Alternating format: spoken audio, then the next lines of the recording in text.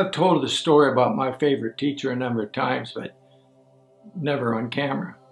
And I guess I should start by saying her name was Frances Whittaker.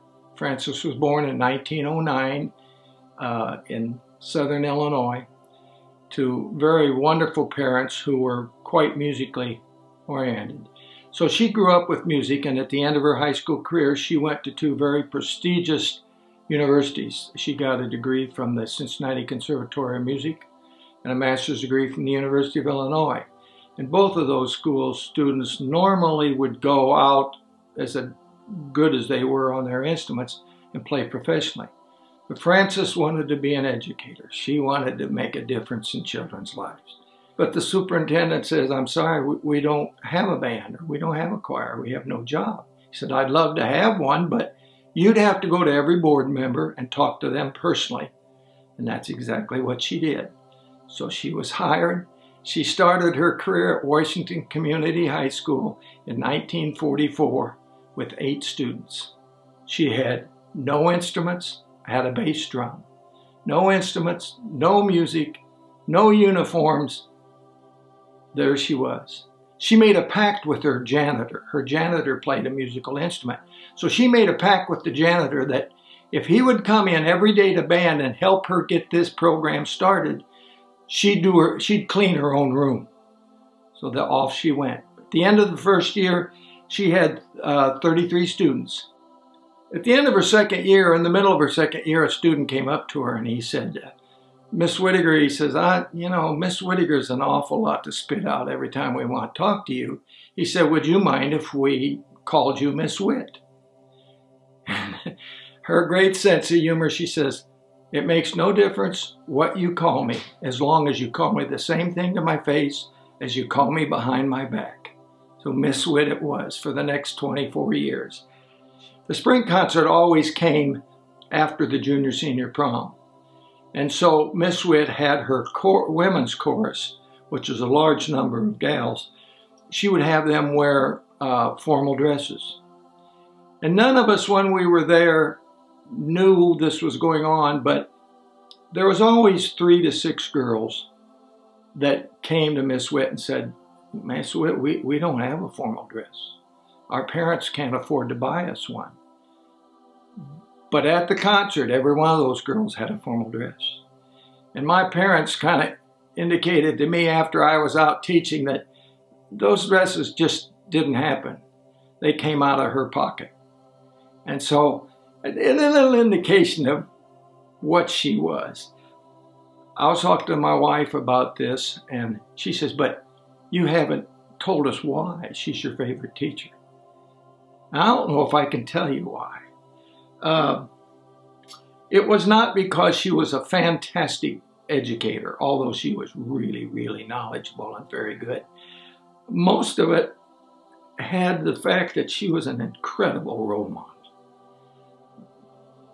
If you'd ask everybody in that school, whether they were in her band or choir or not, one word, it would be respect. And the stories told to me that from the time I could stand or walk, we'd go to concerts and I'd jump up and down and I'd conduct and I'd do whatever, make a fool out of myself. But, at one time they tell me I was cute once. And about the 3rd grade, my parents decided we've got to do something. We've got to get Gene some drum lessons. So they went to every private instructor in a 2 or 3 county area and got the same answer: he's too young. So one day Miss Whit was in my dad's grocery store, and he was telling her this story, and she says, "Well, I'll take him." So that's where my music career started. In the 3rd grade, age 9, Miss Whit would meet with me once a week. I went to the local rest home where Miss Whit was, and I thought I better we had made a gorgeous plaques, large, with her photograph on it and everything in her memory. And I thought, I better not spring this on her tomorrow night. So I took it and I walked in the room, and she saw that and she saw me, and all she could say was, "Oh my Lord, oh my Lord." And we both lost it. I mean, the next day, my mother had someone come in, and we had her hair done, and we got a beautiful corsage for her, and she wore her Sunday go-to-meeting dress. And I wheeled her in her wheelchair down the aisle in the gymnasium and sat her in the front row along with a lot of her family and friends. And she sang and she conducted, she tapped her foot to every note that was played. Afterwards, and I gave the plaques, and I gave a nice tribute to her at that time. And afterwards, we had a reception. And if there was one, there was 300 plus former students there. What a great event. And if she said it once, she said it 50 times. It was like, oh, what a wonderful night. What a wonderful night.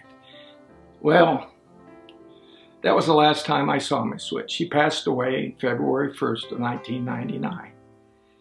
And one of the things I regret most in my life is I wasn't at her memorial service. I had a concert here in Norman, and I just could not get home. I don't know. It meant a lot to me. She meant a lot to me, as you can tell.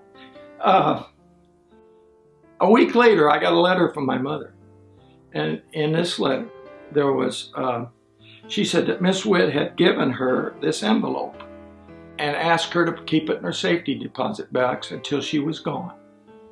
And I opened it, and it said, "Dear Jean, a special token of love and appreciation for your help in high school. Love, Francis Whitaker." And man, just like now, I lost it. I just couldn't believe this for a number of reasons. In the envelope was another thing. It was a $100 e-war bond that was there that matured in 1971. I thought, oh my Lord, here's standing in front of you as a person that waited 40 years to say thank you to a very, very special person. And yet 5 years after I graduated in high school in 1961, she thanked me.